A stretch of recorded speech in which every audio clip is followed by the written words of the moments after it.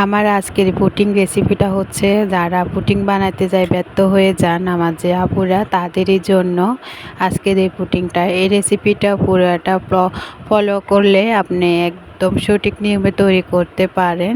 আসসালামু আলাইকুম, সবাই কেমন আছেন? আশা করছি সবাই অনেক ভালো আছেন। আলহামদুলিল্লাহ, আপনাদের সবারই দোয়া আমিও অনেক ভালো আছি। চলে আসছি নতুন আরেকটা ভিডিও নিয়ে আপনাদের মাঝে। আশা করছি খুব ভালো লাগবে। আজকে আমি একদম অল্প সময়ে ডিম দিয়ে দুধ দিয়ে পুডিং তৈরি করব। এখানে আমি 1/2 লিটার দুধের ভালো করে ঝাল করে নিয়েছি। এখানে আমি ক্যারামেলের জন্য 4 টেবিল চামচ চিনি দিয়ে দিব, আর 3 টেবিল চামচ পানি দিয়ে এটাকে আমি ক্যারামেল কালার করে নিব। এভাবে লাড়তে লাড়তে কালারটা চলে আসবে। এ পর্যায়ে আমি চুলাটাকে বন্ধ করে দিব। এই পাতিলের তাপে কালারটা একদম বাদামি কালার হবে। এখন আমি এটাকে যে বাটির মধ্যে, আমি যে বক্সটার মধ্যে পুডিংটা সেট করব, ওই বক্সটার মধ্যে আমি এটা দিয়ে দিব। এখানে আমি 4টা ডিম নিয়ে নিলাম। এগুলাকে ভালো করে ফেটিয়ে নিতে হবে।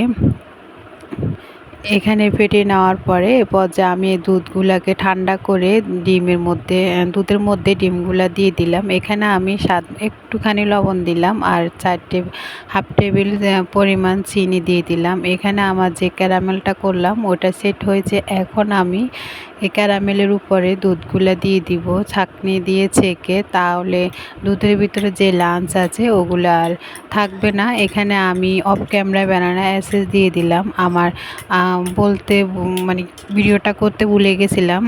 ব্যানানা এসেন্স দিয়ে দিবেন ডিমের গন্ধটা যাওয়ার জন্য। আর ব্যানানা এসেন্স যদি আপনাদের হাতের কাছে না থাকে, 1 টেবিল চামচ লেবু দিয়ে দিলে চলবে, লেবুর রস, তাহলে আর ডিমের গন্ধ লাগবে না। এখানে আমি পাইপেনের মধ্যে কিছু পরিমাণ পানি দিয়ে সেট করে নিলাম। আমার এখানে প্রায় 30 মিনিটের মতো সময় লাগছে এই পুডিংটা সেট হওয়ার জন্য।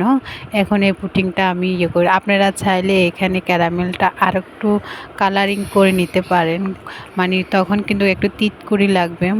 বেশি কালার হলে পোড়া পোড়া একটা গন্ধ লাগবে, এই জন্য আমি আর আপনারা চাইলে এখানে চিনির পরিমাণটা আরও বাড়িয়ে দিতে পারেন। আমি দিই না, কারণ আমরা চিনি একদমই কম খাই, এর জন্য চিনির পরিমাণটা আমার কমিয়ে দিলাম এবং ক্যারামেলের কালারটাও কম করলাম। আপনারা চাইলে ক্যারামেলের কালারটা আরেকটু করে নিতে পারেন আপনাদের পছন্দ মতো। তো আজকের ভিডিওটা কেমন লাগছে কমেন্টের মাধ্যমে জানাবেন। আর আজকের ভিডিওটা যদি ভালো লাগে আমার চ্যানেলটাকে লাইক করবেন এবং সাবস্ক্রাইব করবেন, বেশি বেশি করে শেয়ার করে দিবেন। আজকের মতো এখানে বিদায় নিচ্ছি। আল্লাহ হাফেজ। আসসালামু আলাইকুম।